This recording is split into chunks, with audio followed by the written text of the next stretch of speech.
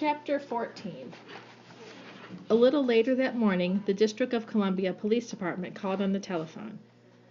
Dr. Zemer took the call and motioned to me to listen in on the other telephone. It was a pretty unusual conversation, so I'll write it down here as close as I can remember it. "Hello, Professor," the voice said. "This is Captain Neely at the police station. We're just checking up on a report. A man came in this morning with a crazy story about a big animal with horns. He said he was in his truck at Independence and 15th and saw this thing, thought it was some kind of stuffed animal on wheels, but suddenly it turned around and belted the truck right over on its side. He said he climbed out the window and escaped and came in to report it to us. He said he thought it was someone riding it. It looked like a kid," he said. "Is that so?" Dr. Zemer asked, very calmly. "I wouldn't have bothered you, Professor," the voice went on, "but the guy was perfectly sober, so we thought we'd better look into it. We went back to Independence and 15th, and there was his truck all right, but it was right side up. The man couldn't explain that, but he swore up and down that when he left, the truck had been on its side. I was just going to take the guy back to the station for observation, when one of the men found a track over in the dirt near the sidewalk. It was a great big track, about 14 inches long, with 4 toes on it. I've never seen anything like it. We called the zoo, and they said it sounded like the track of an oversized tortoise, but their tortoise hadn't escaped. And besides, they didn't think a tortoise could turn over a truck." "I think they're right," Dr. Zemer said. "But the zoo said to get in touch with you people at the museum, so I just wanted to ask you if you had any idea what could have made that track." "Why, yes, I have a pretty good idea, Captain," Dr. Zemer said. "I'm fairly certain that it was made by a triceratops." "A what?" the voice said. "A triceratops, a kind of dinosaur. It has horns, just as the man said." "All right, Professor," the captain's voice sounded a little sharp. "That truck was tipped over this morning, not 1,000,000 years ago." "I know that," the doctor said. "We heard the whole story from the boy who was riding the dinosaur." There was a kind of pause at the other end of the telephone. "Would you repeat that, Professor? I didn't catch what you said." "I said we heard about it from the boy who was riding the dinosaur." Another pause. "I'm sorry, Professor. All I can hear is something that sounds like the boy was riding the dinosaur. I guess our phone's on the break." "That's what I said," Dr. Zemer said patiently. "We have a dinosaur, and the boy was out exercising it this morning when that incident occurred." Then there was an even longer pause. Finally, the police captain said, "I'd better come over and see you about this." And then he hung up. Later on, the police captain came in. He was a tall man. He had a big chin, and he looked very serious. Dr. Zeman took him down to the basement and showed him Uncle Beasley. "Holy smoke," the police captain said. "How long have you had this thing here?" "Almost 3 weeks," Dr. Zemer told him. "And you mean to say that you've been letting him out every morning all this time? Well, that's dangerous. We can't allow a thing like this to wander around the public streets. There was no injury to property or property damage this morning when that truck was tipped over, but you may not be so lucky next time. You'll have to keep this animal locked up. No more traipsing around loose after this." He frowned at Uncle Beasley through the gate and started to turn to go, but he turned around quickly. "And another thing, Professor, there's a district ordinance against stabling large animals inside the District of Columbia. It limits except in designated areas." He took out a booklet and thumbed through it. "Cats and dogs, yes. Rabbits, hamsters, guinea pigs, white rats under certain conditions. No horses, cows, sheep, goats, pigs, or other livestock. No potentially dangerous animals, such as a bear, leopard, raccoon, or ape, or the young of such animal, either caged or free. No reptiles. Doesn't even mention dinosaurs, Professor. I'm sorry. I'll give you 24 hours to clear him out of here, and that's the best I can do for you." He wrote something in his notebook and snapped it shut, as if there was no use saying anything more about it. Then he walked out of the building. "Well, Nate," Dr. Zemer said, "what do we do now?" He rubbed his chin for a while. "I guess our best bet is the zoo. What do you say?"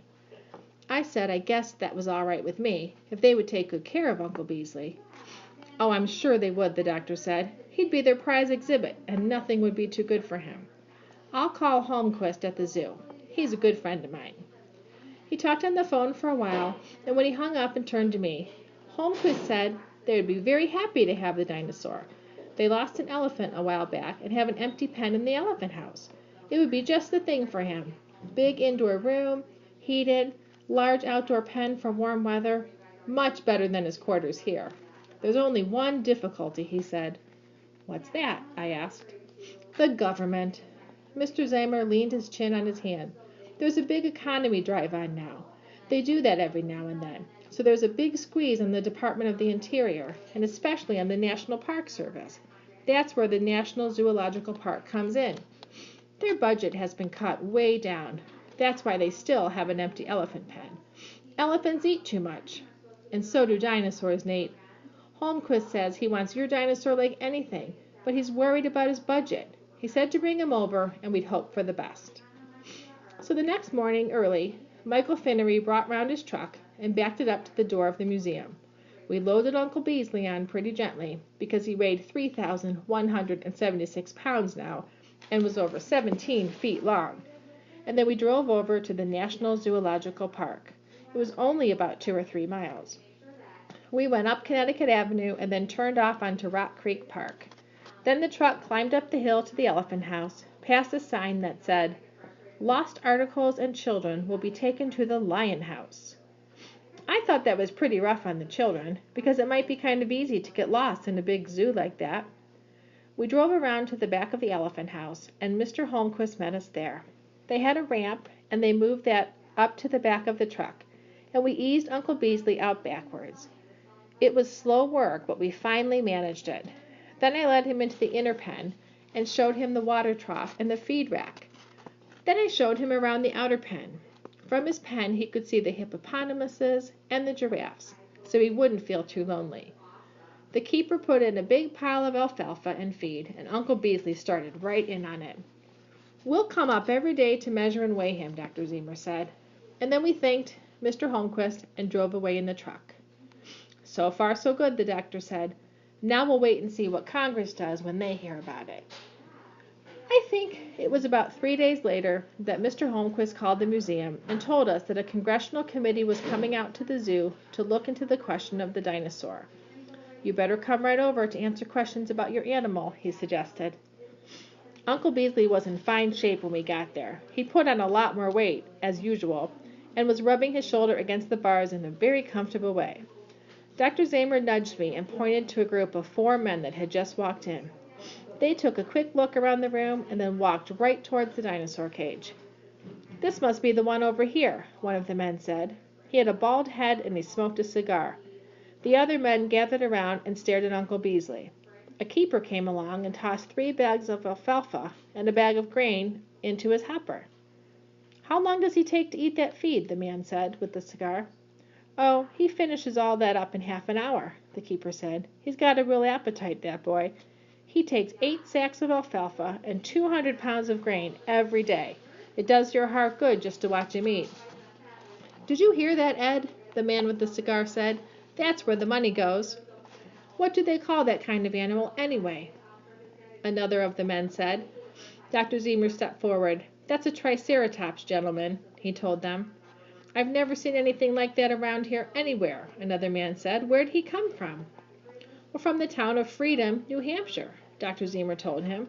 "This boy here raised him from the time he was hatched." "Kind of an ugly brute, isn't he?" the man said. "Is there any particular reason for keeping him here at the taxpayer's expense?" "Well, he's the only animal of his kind in the world, as far as we know," Dr. Zemer said. "We think it's very important that scientists be able to study such a rare specimen as this.